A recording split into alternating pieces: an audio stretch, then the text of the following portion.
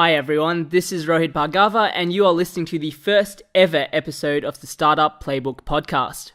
Each week I interview successful founders, investors and subject matter experts on how they got started, the strategies they use to succeed and advice that they have to current and future entrepreneurs.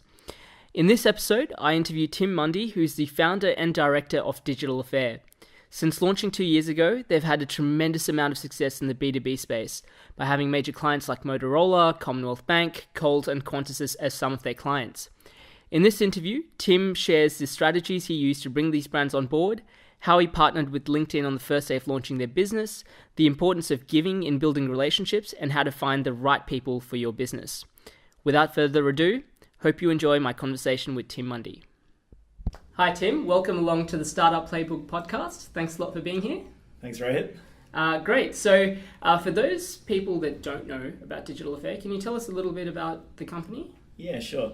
So the easiest way to think about it is Digital Affair is a digital marketing and branding consultancy, but we specialize in what's called employment branding. So we help organizations develop the brand that they use to attract talent to their organization. So you can imagine with a big company like a telco, for example, the brand that they use to make you want to buy their phones, it's not the same brand that's going to make you want to work for them. So we'll come up with what the value proposition for that is and help them put that out to market to reach people. Sure. So that's a very niche place, or niche market. What kind of indicated to you that there was a need for what you're doing? Yeah, so employment branding, firstly, it came around in about the late 90s. So it is actually quite new when you think about marketing having been around for probably over 100 years or so. And so around about the early 2000s, I was working in the recruitment industry. I was one of those people in agency that would ring people up and ask if they could float a resume through for an exorbitant price. And then I went from that industry and moved into what we call internal recruitment. So I was in large employers helping them do their own recruitment. And that's when sort of employment branding really started to gain traction. As internal recruiters, we were looking for other tools and ways to help us attract people into the organizations that we were working for. And we realized that recruitment was really turning into a marketing role. And so I went out and started learning about this thing called employment branding and how you would create a value proposition about where you were working to entice people to come and work for your business. And so I just developed a particular passion for it. Around about sort of 2010, I was working for Crown Casino, and like many employers, they were in a position where we're saying, okay, there's a new tool coming into the market called LinkedIn. We've got an internal recruitment function. We've heard of employment branding. Maybe we bring these things together and see if we can get some outcomes. And the outcomes that employers were looking for were things like reducing their spend on recruitment agencies, which were costing a lot of money, reducing their advertising spend. Coincidentally, around this time, obviously print advertising was declining and social media was taking over, and then all the digital stuff that we do too. And so we were looking at whether we could do that, use those things to save money as well. And so I discovered that there was probably a bit of a niche for somebody who had recruitment experience and marketing experience to tie all these things together to achieve those outcomes. I also kind of realized that I was fairly, unique in that I had an artistic background. I'd done fine arts as my degree at university. I'd always been interested in being creative in some capacity. And I just found myself with a creative background and a recruitment skill set at a time when those two things had come together to create employment branding. And so that's how I got started. And I was doing that role for Crown, and I built a team there. And we used that employment brand to good effect. We developed it, put it out to market and achieved those goals. We took the business from spending a couple of $1 million a year on recruitment agencies down to zero. And we proved that with a strong brand and the right recruitment function, you could actually source talent yourself. We did things like launch social media, and we introduced LinkedIn as a sourcing tool to find and engage with talent. And then, we just had some really good results there. And because of that, realized that we, really had created a niche for ourselves as a team. So it wasn't just me. I found some amazing people to work with. And together we realized that we could probably achieve those outcomes for different employers. So after Crown, the whole team and I moved across to Telstra and just started doing the exact same job on a much bigger scale. So the same things, we were using the brand to attract people, using things like LinkedIn to find and engage with people, and again had a really, big impact on what we're trying to achieve there. And then just got to a point where we realized actually there was no external agencies or consultancies that were servicing organizations to do this. And not everyone had the luxury of building a team like we had, but they certainly needed the impact that it could have. And so that's where we just decided, wow, okay, as a team, we've stuck together, we've had good results, we could form a consultancy out of this. And that's how we got started. Sure. So you touched on LinkedIn briefly over there, and I know that it's been a big part of your business, but it's very unique to have a partnership like you did with LinkedIn from the first day of launching your business. Can you talk to us a little bit about how that sort of came about and what that's meant for Digital Affair as well? Yeah, so we have been very fortunate in the relationships that we have with industry, and absolutely probably one of our most important relationships is the one that we have with LinkedIn. So if I go back to when I was working at Crown, and again, we were using LinkedIn back then to really good effect, we were probably one of the first adopters in the country of using LinkedIn's corporate products. They call them the talent solutions products. Yep. So paid products that you could use to better tap into LinkedIn's global database. Because we had really good success using those tools, LinkedIn got me involved in things like conferences and speaking events, and I would go out and talk to their customers as a bit of an evangelist for their products because I had seen how great and useful they were. And so over the years, I'd formed really good relationships with the different people that were working at LinkedIn and who continued to sort of go around the world to different conferences and got to meet some really key people in their organization. I'd been to Palo Alto and met Jeff Weiner and Alan Blue and spent time talking to global recruitment leaders around how they use LinkedIn as well. And so right when we went to start our business, I was in a situation where I did have that strong relationship with LinkedIn, and I was able to go to them and say, look, I think we both agree you've got a great product and I'm credible, and I'll be talking to your customers just as much as you are, so perhaps we can work together in helping your customers get a return on their investment in LinkedIn. And fortunately, that was a relationship and a partnership they were actually looking for right at that time as well. And so I entered into what they call their partner program, where they essentially work together with myself and our clients to achieve their LinkedIn goals. So we help people with that LinkedIn investment, help them get a return on it, help them with their strategy around it, the training around it. We kind of do all the things that LinkedIn just isn't resourced to do. So we add that sort of higher touch consulting approach to the product implementation and how they use it. Sure. So just like obviously deeper on that, a lot of people want to partner up with a LinkedIn or a larger company, but often what they miss out on is the giving back aspect of, LinkedIn was actually benefiting a lot from the arrangement that they had. It wasn't just a one-way transaction. And I feel like that was probably a huge leverage point for you.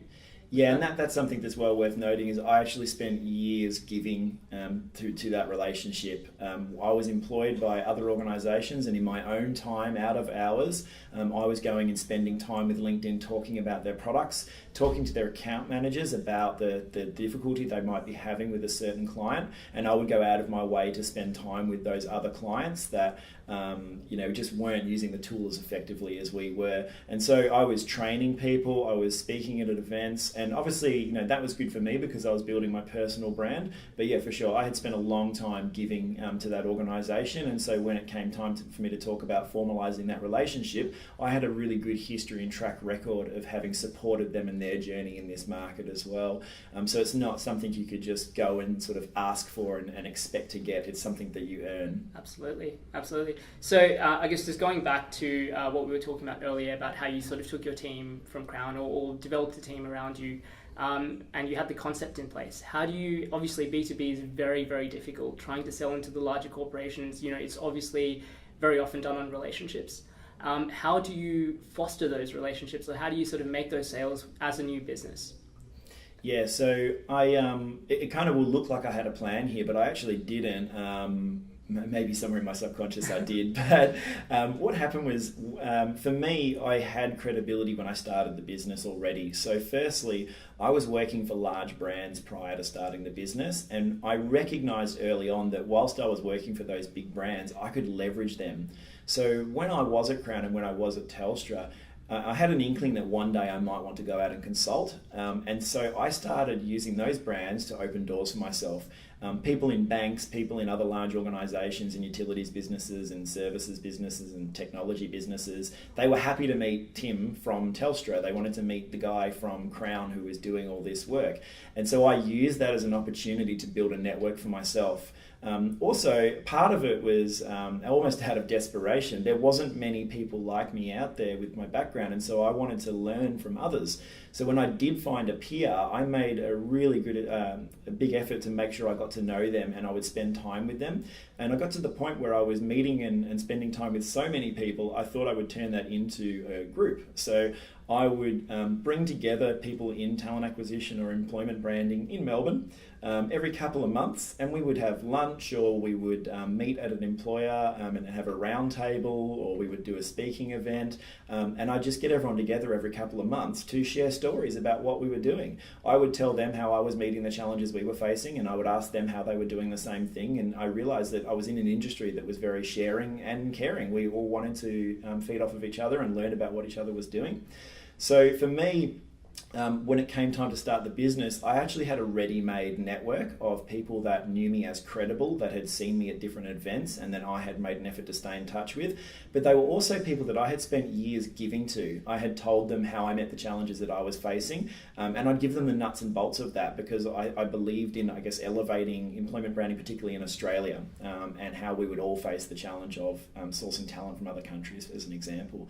So for me, I had credibility in my industry, and so when we started the business, I simply went to those people and said, "You've trusted me for a long time now when I had nothing to gain from it. I've been very sharing, and I can continue to do that, but I'm just turning it into a business now where if you want to, I can come and consult to your business."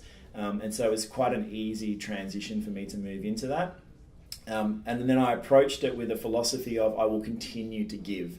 So I guess I wanted to try and position myself and my business as a thought leader.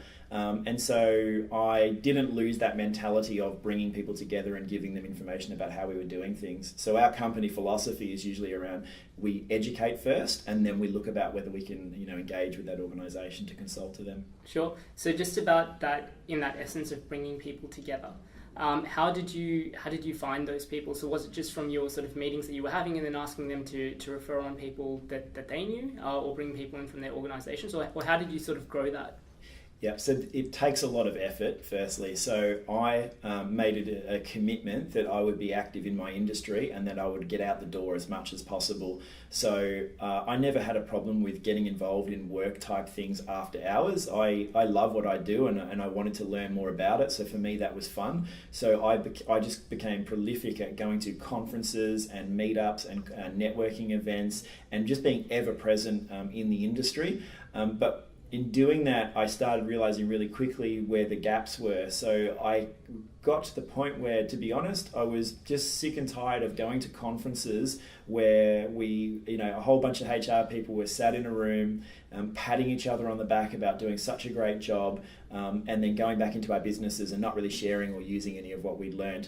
And to be fair, we were, really going to conferences and events where you weren't really taught anything. It was the same PowerPoints over and over again, the same speakers over and over again talking about how great they were, but not really telling you how they did what they did. And so for me, I just got to a point where I realized, wow, there's an opportunity here for us to, sort of better engage with our audience and share what we do and how we do it. And so I just continued to do that. So honestly, it's a lot of legwork. It's getting out there and being ever present and meeting people and building meaningful relationships. I don't think it's a stretch to say that a lot of the people in my network are actually friends. They're people that I would see, for a drink on the weekend, yep. Or have a coffee with in the morning. And so I just focused on building a really good network of industry friends that knew me as somebody who was a sharing, caring person who was really interested in elevating the capability of our industry. Absolutely, yeah. I think a lot of people misunderstand the idea for connection.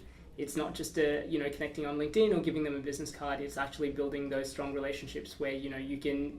There's that trust element, and you are sort of developing those deeper relationships. Yeah, absolutely. One of the things I realized really early on was when I was going to these networking events, they were typically rooms full of people that were trying to take something. They'd gone there to gain something, and I looked at it in a different way. I thought, well, no, shouldn't we all be here sharing? Isn't that the point of networking? It's to go and share what you know with other people. And so I just took a very different perspective on it. But And that's the same in any industry. Whenever I go to, particularly when you go to events for startups and entrepreneurs, the crowd is, unfortunately, I think, very much focused on what they can gain. What they don't realize is that they have a startup and they are an entrepreneur because they have valuable IP, because they're inspirational, because they're a thought leader. What I think we need to do more of as a startup community is focus on, when we go to those events, what we can give other people. So I was going to events like that, like those, where I would look at, is there a potential intern here that I could offer an opportunity to, or a grad that I could offer employment to, or a business that I could collaborate with to help them be successful. And so I don't think I was unique in doing that, but I just think that because there were so few people doing it, I stood out. Yeah, absolutely. Like just on that, really quickly, through some of the events that I run, we often have students that are helping out with the events. And one of the comments that they've made is they feel really intimidated when they go up to someone and they say, someone asks them what they're doing, and they're like, I'm a student. And so immediately they shut off and turn away and kind of focus on something else. Where if you actually know that person, they're extremely motivated, energetic, really know their stuff, and could be really valuable to someone. Yeah. They're just not making the time because they don't feel like they'll be able to give them value.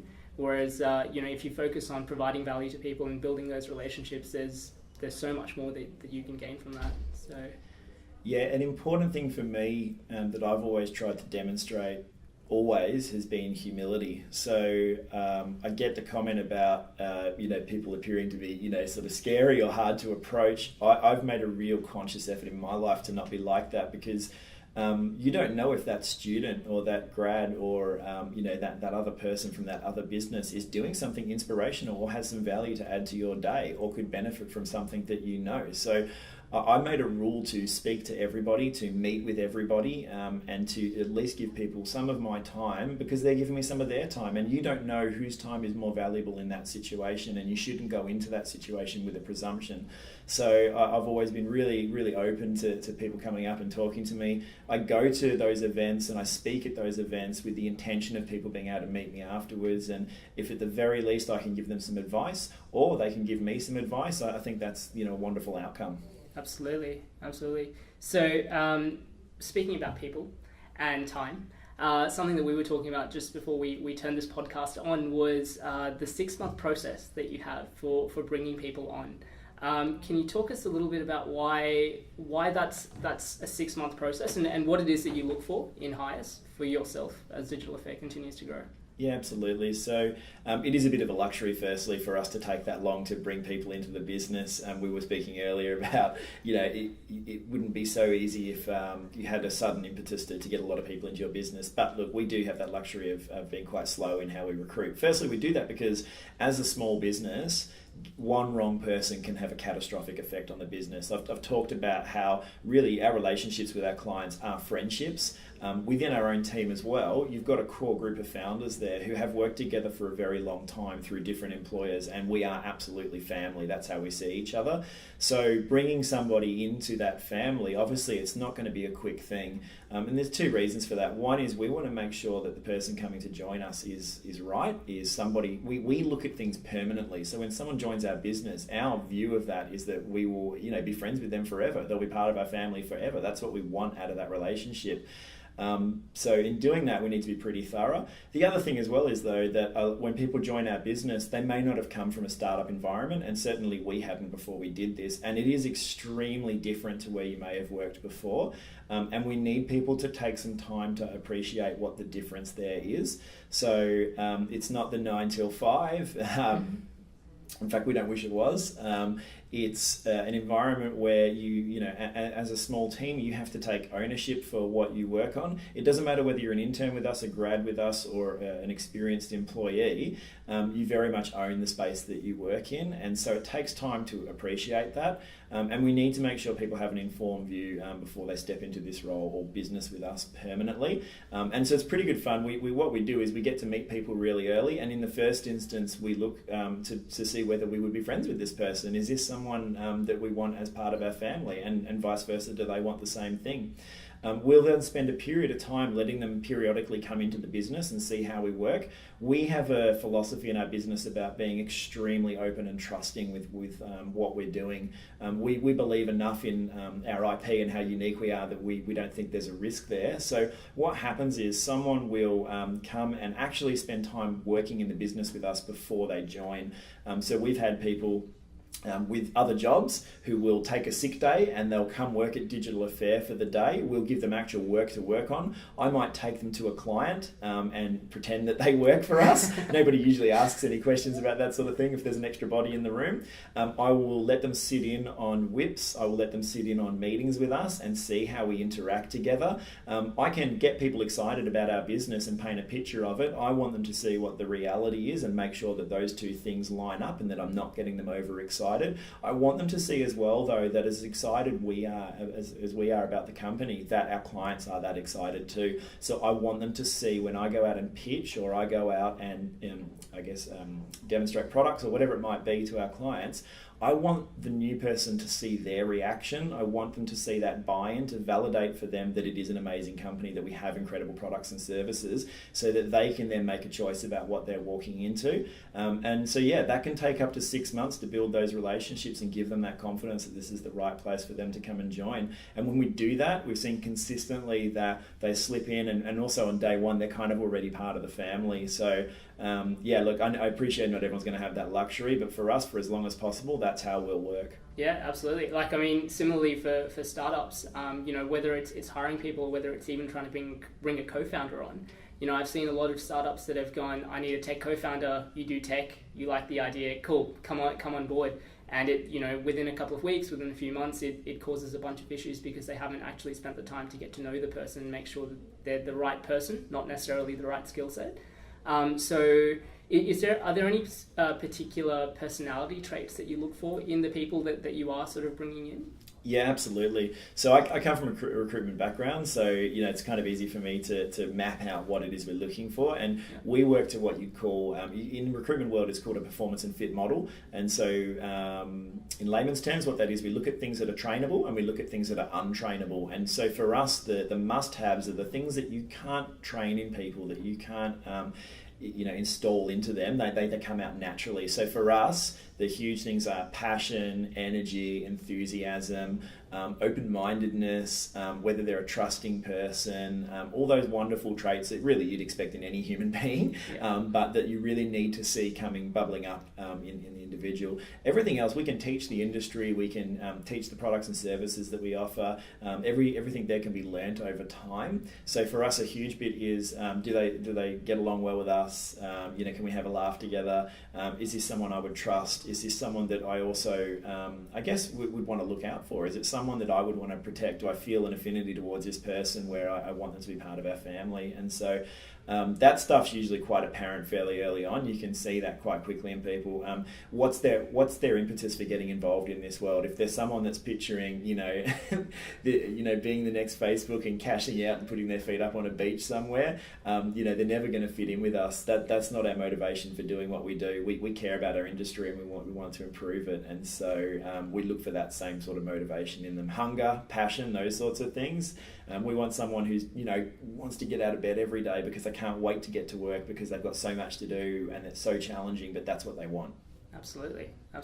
So I guess going back to Digital Affair a little bit more and digging deeper into, you've only been around for less than 2 years now? Yeah, well, right? Just coming on to 2 years. Coming on to 2 years. Yeah. Okay. Congratulations. Thank you. First of all, but within 2 years of essentially starting the business from scratch, you've had amazing clients on board. We were just talking about some new clients that you've got on board, but companies like Coles, Commonwealth Bank, Qantas, Motorola, Forever New.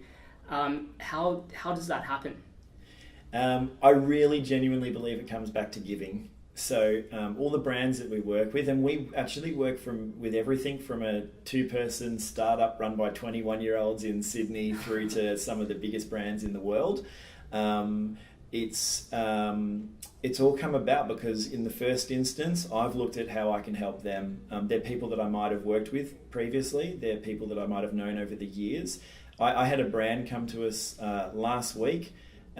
huge brand in I guess we'll call it the cosmetics industry, and they had seen me speak at a conference about 6 years ago. And they told me that they'd seen me at a conference and they'd been inspired by what we did at Crown, and they had actually followed my story and my personal brand and then followed our business as that was created. And now that they were ready to do the kind of work that we did, they had reached out to us and said, could we work together? And so that's a real common occurrence for us.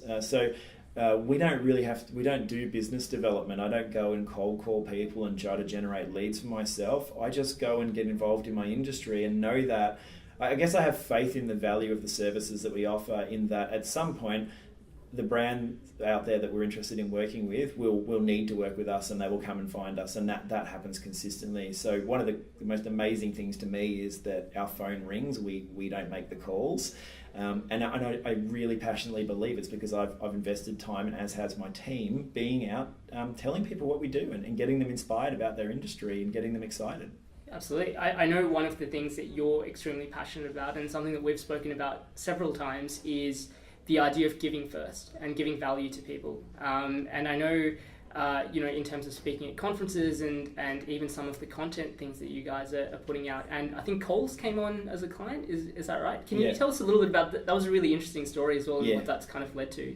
Yeah, sure. So, so Coles, one of our great clients that we work with, that relationship was really started by me giving my ideas and sharing my passion for the industry with my community, and finding someone in Coles that was like-minded. So, again, through LinkedIn, it's much more than a recruitment channel. It is absolutely a sales and marketing channel. And if you want to build a personal brand, it's probably one of the best places you can do that. And so, really early on, when we started the business, I have some very strong thoughts and views and opinions on our industry and where it's going, and in particular around how this concept around recruitment becoming marketing, and that we need to therefore build a relationship with our marketing team internally in our organisations if we're in recruitment. And I wrote a blog about it. I just wrote a blog that really shared my feelings. It was based on a conversation I'd been fortunate enough to have with Jeff Weiner, who's the CEO of LinkedIn, when I was in America. And we talked about what I just mentioned, that need for a relationship between recruitment and marketing. So I summarized my thoughts around that in a blog, and I simply shared that with my community, and I put that out there to just spark some conversation. What happened was... one of our clients, or now clients at Coles, saw that blog and made a comment on it on LinkedIn, and I simply saw that as, wow, this is somebody that shares my opinion, or that's at the very least valued my opinion, and I can see that because you've got fantastic analytics on LinkedIn, and so I simply just reached out to her and I said, I really appreciate that you like what I wrote about. Perhaps we could grab a coffee sometime and have a chat about what I've written about there, and maybe debate something or whatever might come of it. And of course, this person wanted to sit down and have that coffee because she was absolutely interested in that topic. Out of that coffee, out of that conversation, we were able to find some opportunities to work together, and now we do some fantastic work with Coles, and that's all come out of nothing. And so I'm a firm believer that if you want to build your business, particularly a startup, and particularly if you offer a service or a product that you think taps into something that's important to people, that really you don't need to spend money on advertising and sales and lead generation or even salespeople. I think you could build your personal brand and do it just like that. And what did that blog cost me? It cost me nothing more than time, and I wanted to do it anyway. I wanted to share that opinion. Yeah, and I think she went on to become an evangelist for Digital Affair as well, if that's right, yeah? Yeah, so again, we are very, I use the word lucky, but I know we've built it. We have particular clients who are quite vocal about our relationship, and really thankfully that particular client went out in industry and speaking at events herself, has spoken openly about our relationship and how we work together and why that's beneficial. And so, with friends like that, it's just fantastic because obviously, people with brands like that behind their name are quite credible. So that's been really good for us. Sure. So, I mean, like if we kind of have a look at your sort of overall trajectory of what you were doing before and sort of what you're doing now with Digital Affair, a lot of it seems to be sort of putting yourself out there and creating valuable content or I guess, opening yourself up to opportunities and providing value to others without really an expectation of anything in return. Startups or people who are in business at the moment who don't have those connections in place, who want to get started and as you mentioned, a lot of people are coming to events and focusing on taking rather than giving. How important do you think that is for someone to start building that credibility and start building those connections and hopefully building a successful business like Digital Affair? I think it's going to be costly, but it's the best thing you can do for yourself. So we made a commitment really early with our business, and this is something a startup founder is going to have to stomach. We made a commitment straight off the bat that we would invest all of our time, all of our effort, and all of our money into the business because we genuinely believed in what we were doing. So I was flying everywhere. I was going to every event. I was paying for every conference. I was going anywhere that there was an opportunity to meet with people. And everything we made in the business, we put back into the business to enable us to go wherever we needed to. So if that meant flying around the world, if that meant flying around the country, if it meant flying to Sydney literally every single week to be in front of the industry and get to events, and to do that all just so you could give, not to get anything, that's the commitment that you have to make in my book. So I just genuinely believe that if I did enough of this, that in the long run, it would all come back to benefit me. But I wasn't keeping track of that. If you work tit for tat, if you say, I gave this, I should get that back, you're not going to get anywhere in life or in business. You just can't work that way. So yeah, we made a very strong commitment, and that's something people just have to accept is, are you prepared? I did the stats, and are you prepared to take hundreds of flights in your first year? Are you prepared to pay for hundreds of Ubers? Are you prepared to pay for 3 or 4 conferences or events a month? Are you prepared to give up all your nights and all your mornings to get to networking events? If you do it, it's going to pay off, but you've got to be really prepared for that. And I really don't know if a lot of people that I meet are. Yeah, absolutely. Even though you sort of touched on that one blog led to, Coles coming on board, there's, I'm sure, hours of work and meetings and connections and insider knowledge that kind of led you to creating that blog in the first place to do that. And obviously the 6 years that it took from that conference that someone saw you at to then jumping on as a client. So you've definitely got to be sort of prepared for and play the long game. Yeah. With that. Absolutely, yeah. So yeah, seeing it as a long game or a never-ending game. It's my theory on sales is that if you do enough of it, then ultimately it's all going to pay off. And if you're ever present, then at some point that pipeline will continue to produce results, and it will happen. So for now, the strange thing is it seems like when brands come and find us and when we pick up new clients, it almost seems like it's organic. But really, that's the fruit of labor that was put in a long, long time ago. Yeah. Another thing that I wanted to talk to you about was, especially with Digital Affair, when it was probably the first 12 to 18 months in, I remember we had a sort of discussion around how there was a very strong brand that was built around you and your association with Digital Affair. Obviously, as you grow as a company, as you take on more clients, as you hire more people, it gets difficult to essentially duplicate you. How do you kind of translate your brand and sort of your pull as an individual and your personal brand to expanding that out over your team as it grows over time?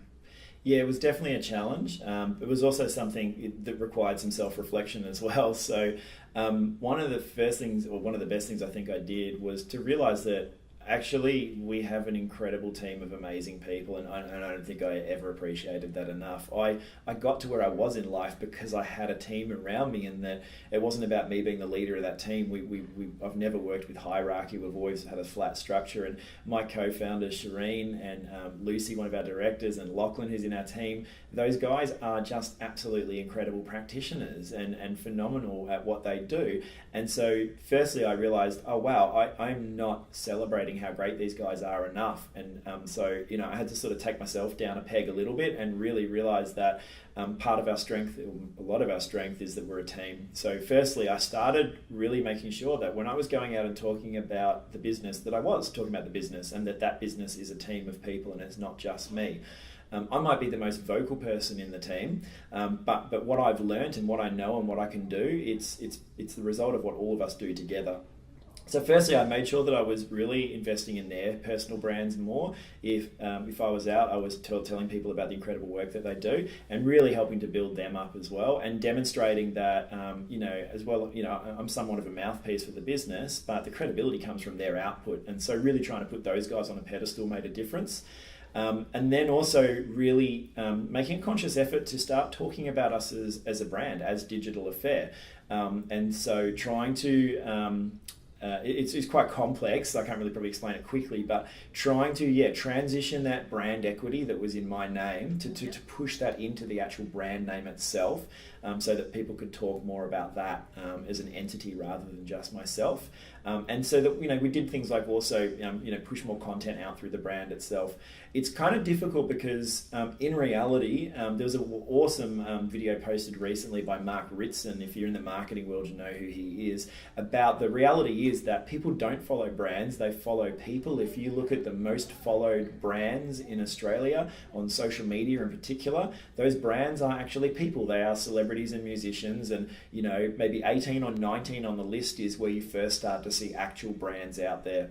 Yeah. Like, I don't know, maybe Nike or something like that. So it's a fine line between, wanting to promote your personal brand, but also building up the credibility of the brands of your team members and the business itself. It's a challenge that we still try to tackle every day, because the reality is, that the business that saw me speak at a conference 6 years ago expect that first meeting to be with Tim. They want to meet with me. I'm just really conscious now, very early on, bringing in the other team members and showing how incredible they are, and then looking at making sure that those people know who else is in the business too. Yeah. Sure. So for someone starting out on their own, do you have any tips on how someone can start building their own personal brand as well? Yeah, absolutely. I think firstly is think about what is your value proposition as a person. How do you add value to people's days? If you were to have coffee with somebody, or they were to give you their time and have a coffee with you, how do you make that time valuable for them? What is it you're offering? If you can understand what that offering is, you can start thinking about all the other ways in which you can provide it. So you can think about content that you could create that could celebrate that value that you offer. You could think about how you position yourself maybe as a speaker or someone at a networking event who adds value to a room full of people. You can think about the way you design your personal brand, say like your LinkedIn profile, and the narrative that needs to go around that. All these tools and all these things that you can do that I'm mentioning, they don't cost anything other than your time. So think about all those brand assets that you can create for yourself, your persona, your elevator pitch, the speech you might give for an hour at a conference, what you would say to someone when you have a coffee with them, what you would put into a blog, what you would put into your personal profile on LinkedIn, what you would say on your website. What is the narrative that sits across all those things, and how does it change for each of those assets, and how do you then promote that out to the world and do that consistently and make sure that it is always on? Yeah, so it's about putting in the work, really. Like, being willing to do things outside of what you need to do, and be willing to put in the hours to grow those elevator pitches and put out content and those sort of things. So great. And obviously from the outside looking in, Digital Affair is just growing phenomenally. But obviously every business has some challenges, and not everyone gets an insight into those sort of things. Is there a story that you can share about some of the lower moments of running a business and some of the challenges that you guys have faced? Yeah, absolutely. And it's something I do really want to share with especially the startup community, because you do go to a lot of events and you see a lot of material out there about, how easy it was and how successful this business has been, and what an amazing journey they've had, and then what their exit strategy was and what they gained from it. What you don't see a lot of is just how hard that can be to get to that point. And it's like the duck on the water, where it's the legs are going under the water and the duck looks like it's just cruising along. When you're a small business and a startup, of course you want to tell your customers and your audience a great story about yourself, and that may be true about the outcomes. But what doesn't get shared a lot about is just how difficult it can be, particularly when you found the business. I think the financial side of things is what doesn't get spoken about enough. So one thing that we really found challenging sort of in the first year or so was maintaining our self-confidence and I guess our self-esteem and our belief in ourselves when our cash flow wasn't reflecting what we wanted to be. So what I mean by that is when you work with really big businesses, they don't view you as being that important from a finance perspective, right? So when you invoice a large organization, it could take anywhere from 90 to 120 days to pay your bill. And so what we found was that we were in a position where we were working with great brands and being really successful, but our bank balance wasn't reflecting that because our bank balance was living months in the past. And so we were at a point where we needed to scale the business and bring in extra talent, but we simply just didn't have the cash flow to do that. And what was really challenging was we would base we realized we were basing how we felt about ourselves on our bank balance, not what we'd achieved and what the work that we were doing. And so we had to constantly remind ourselves that actually we had earned that work, we had done that work, and we would get paid for that work. It's just we didn't have it now. And so it's when you're in the day-to-day running of the business and you do the banking yourself, it's very hard to not look at that every day and feel that it's a reflection on you and what you've achieved. And so I know I particularly struggled a lot with my self-worth, thinking, what's going on here? Like, I know we work with these great brands. I thought we had a great product and a great story to tell, but the bank balance doesn't reflect that. Even my accountant had to remind me that, firstly, like, this stuff is normal. This happens to everybody. I spoke to other founders. I found that really comforting. I spoke to founders of startups that I perceived to be really successful and were doing a great job, because of course they were.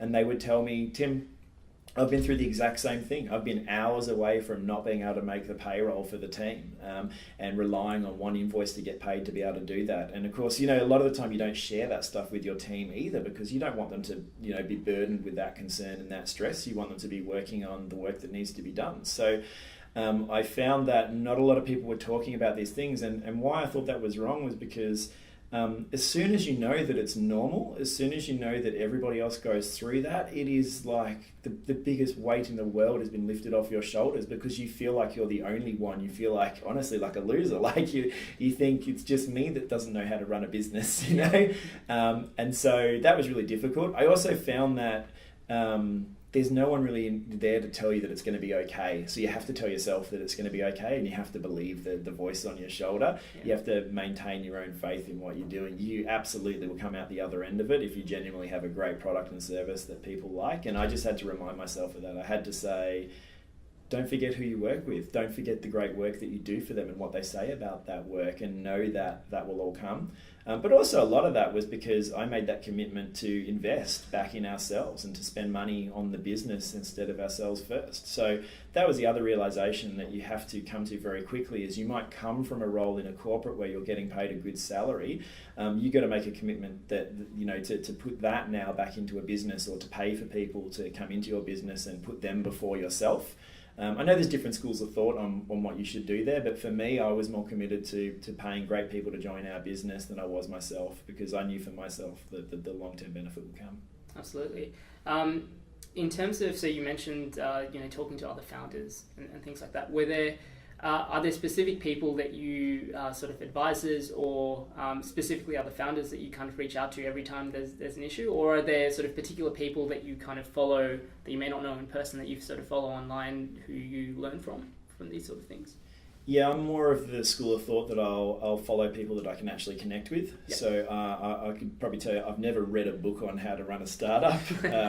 I don't really subscribe to that kind of stuff. I'm more interested in particularly founders that work within my industry. So there are some companies out there that have a year or two head start on me. In fact, there's companies that are younger than ours but have more mature owners. People who've been around the block a couple more times.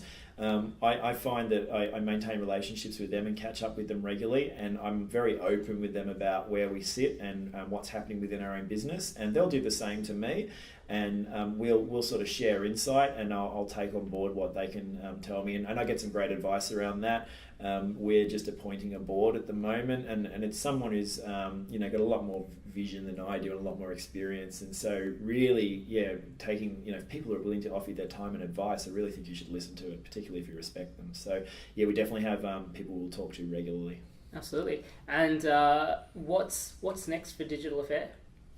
It's pretty exciting, to be honest. So we just spent 3 months traveling around the world. We went to the US to introduce our products and services to some companies in San Francisco and to talk to companies like LinkedIn whilst we were there. And so in doing that, we realized that, I think amazingly, we have a unique product and it has a place there as well. We went around Southeast Asia, we went to Hong Kong, we went to Singapore, and did the same thing there, and have come back and realized that we have a globally applicable service and product.